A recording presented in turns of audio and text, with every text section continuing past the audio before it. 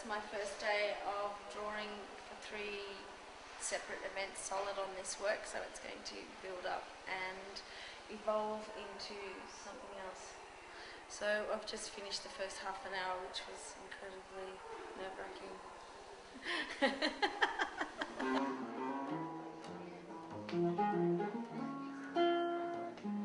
I'm going to bring in another 2 musicians to share the space with me, who will create an improvisational piece about that space out there and about this work on the internal space of the gallery.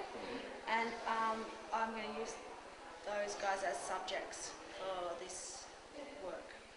So I'll respond rhythmically to the sounds that they make and create shapes and lines of those guys here as they respond to me and the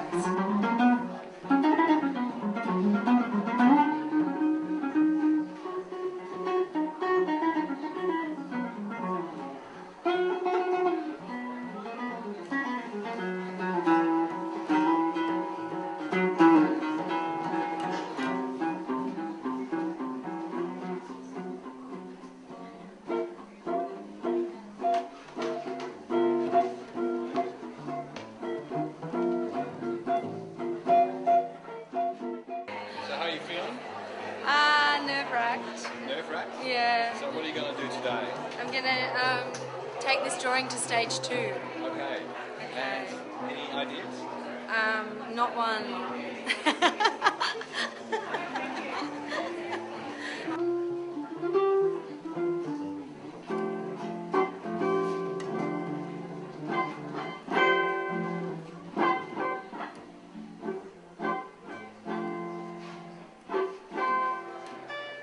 I think music for me is a really essential part of the marriage of the vision, and it gives me confidence to move.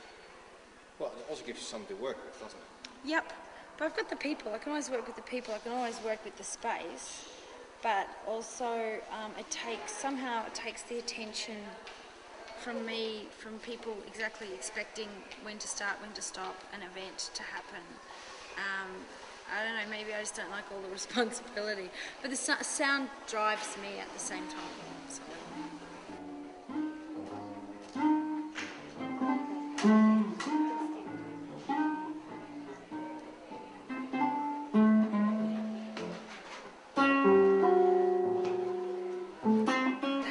I can move with it, and it can move me. So if I get stuck, and you make these decisions in a split second when drawing in this way, the next phrase from a musician could actually take me somewhere else.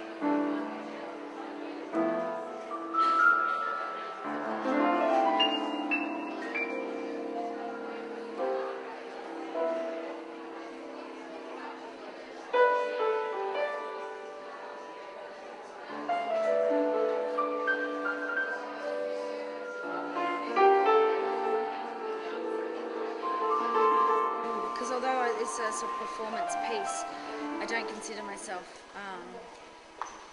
a performer, which is funny. A performer as in, and although it is quite theatrical, the whole event, and I do design these theatrical events, I do feel that I don't have the qualities of an actor, so I don't have those things to hold on to.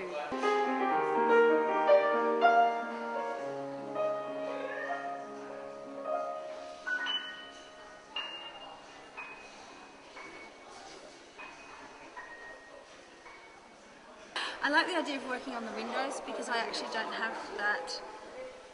It completely becomes an artifact of the performance and of the space that it was made in, and then they can decide to erase it when it happens. So yeah, I still don't know if the work is important. I love the freshness of the lines, and I like to actually take them back and look at them and say, wow, I couldn't have planned that, or I couldn't have designed that in a studio space. It was purely a responsive notion and responsive mark, and I think they're beautiful, and some of those I want to keep.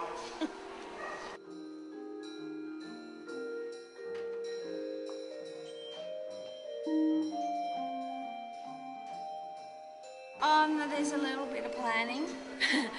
So I make sure I limit my palette when I come out, and have decided on a type of palette before I leave, so I don't in that process pick up some horrid green and smear it on there and not be able to work with it. There's a few mistakes I made there, like today when I looked into my kit, I've got a kit bag, I looked in, I thought phthalo blue has to go, because I did something to it the other day and I wasn't quite happy with it. So, and then there's also the random factor of I end up piling everything up on the trolley and I just grab stuff. But I sometimes try and keep a couple of different colours in my hand so I can reference a white or a light or a dark. And I tried to not grab too much charcoal today to get away from it turning into a black mess.